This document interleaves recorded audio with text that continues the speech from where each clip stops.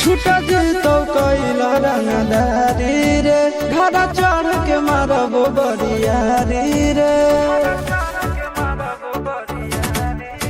छूटा जीतो कैला रंगदारी रे घर चढ़ के मारबो बरियारी रे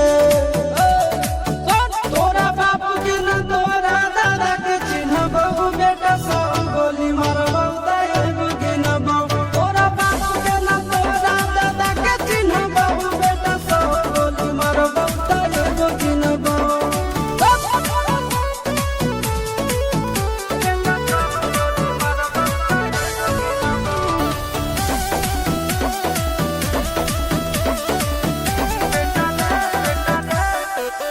बेटा रे काटा से ठोक देबो चिमनी के भाटा में झोंक देबो देखबो कवन बाप बचैतौ तोरा प्रशासन के गाड़ी भी रोक देबो बेटा जी सुनो बेटा रे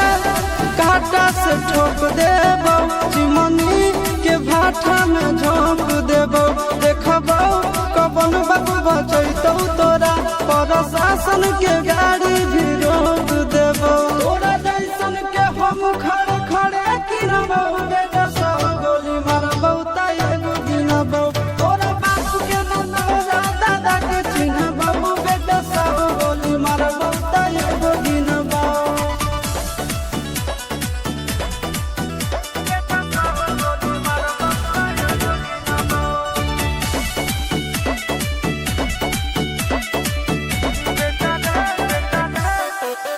बेटा रे